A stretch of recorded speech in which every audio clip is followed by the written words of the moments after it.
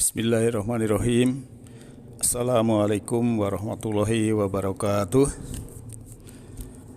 Alhamdulillah wa syukurillah wassalatu wassalamu ala rasulillah wa ala alihi wa ashabihi wa mawalah amma ba'dah. Rabbi shrah li sadri wa yassir li amri wal muqtata min lisani yafqahu qawli. Kaum muslimin wal muslimat rahimakumullah. Mari kita bersyukur pada Allah Ta'ala bahwa pada saat ini kita bisa bertemu lagi di masjid. Dan setelah sholat ini ada kultum sebentar. Saya akan menyampaikan tentang qalbu atau tentang hati. Al-Quran sudah mengatakan a'udzubillahi minasyaitonirrajim. Wa man a'rada an dzikri fa innalahu ma'isyatan dhanka wa nahsyuruhu yaumal qiyamati a'ma. Dan barang siapa berpaling dari peringatanku, maka sungguhnya baginya penghidupan yang sempit, dan kami akan menghimpunkannya pada hari kiamat dalam keadaan buta. Nah, kalau ayat ini menjelaskan sekali bahwa orang yang berpaling dari zikri, dari Al-Quran, dari peringatan yang ada, maka kehidupannya itu akan sempit dan nanti dalam keadaan kiamat, dalam keadaan bangkit jiwanya dalam keadaan buta.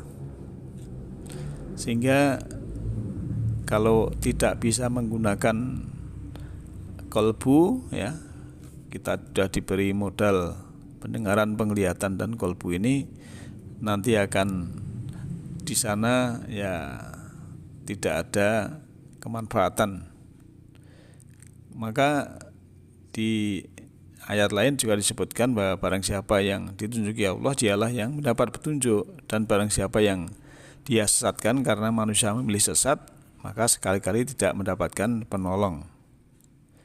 Dan Allah itu mengumpulkan ya dalam keadaan muka yang terseret dan buta, bisu, dan tuli.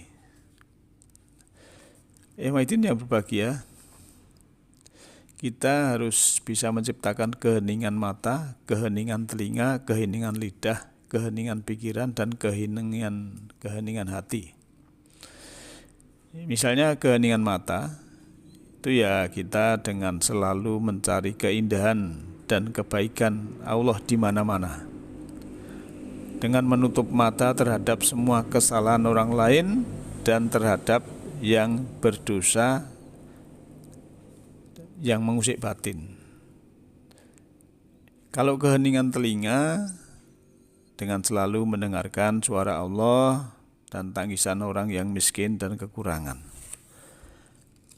mendengarkan orang yang membutuhkan pertolongan. Dengan begitu kita seharusnya tidak menutup telinga terhadap semua suara lain yang berasal dari kodrat manusia yang telah jatuh dalam dosa, seperti ya bersifat gosip, isu, dan tidak mengenal belas kasihan.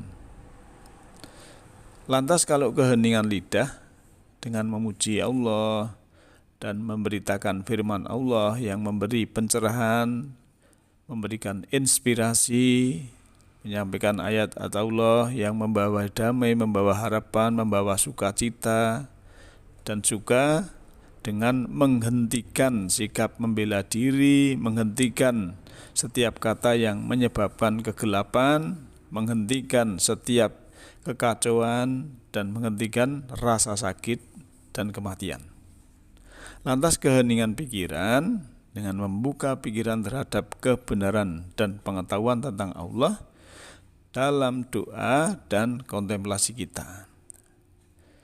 Dan juga dengan menutup pikiran terhadap semua ketidakbenaran, menutup pikiran destruktif, penilaian yang terburu-buru, menutup pikiran yang mencurigakan, yang salah terhadap orang lain, pikiran yang penuh dendam dan nafsu, itu harus kita hilangkan.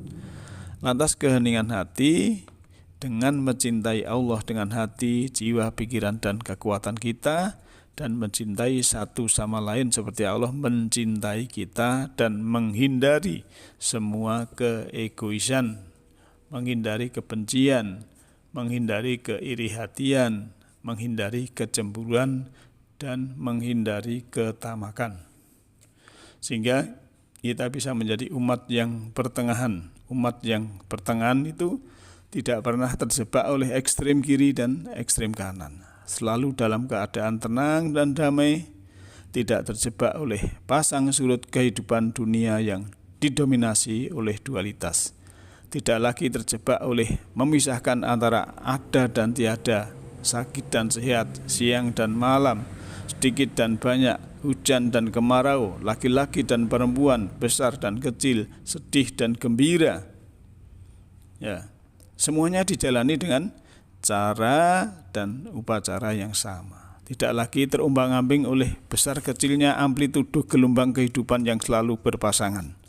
Selalu dalam keadaan tenang, tentram, damai, bahagia, suci, bersih, indah, dan mulia.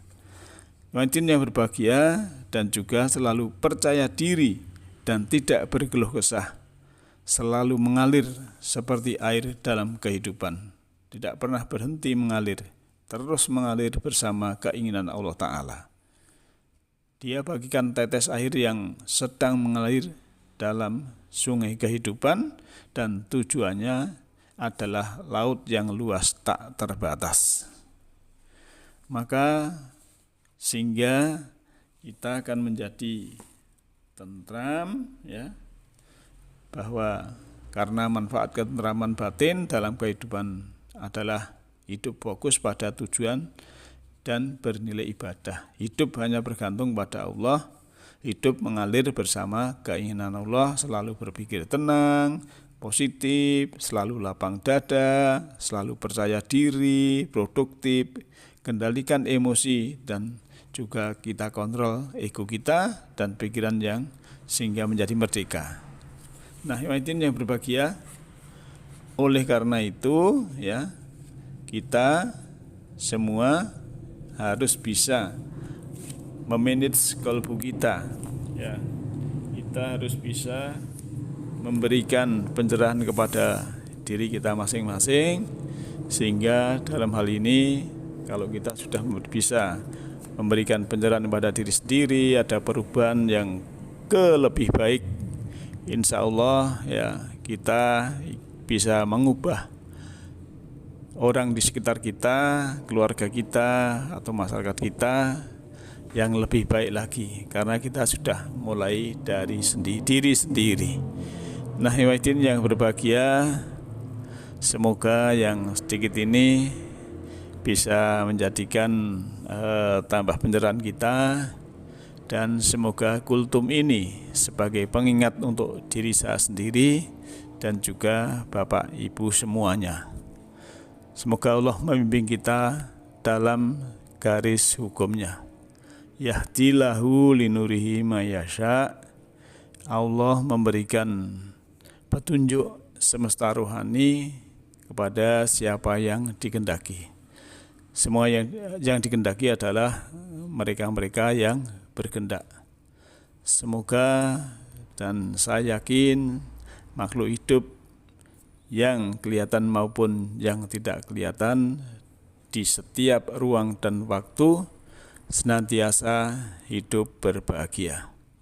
Demikian, ada kurang lebihnya mohon dimaafkan, ataupun ada bahasa yang kurang berkenan, saya mohon maaf.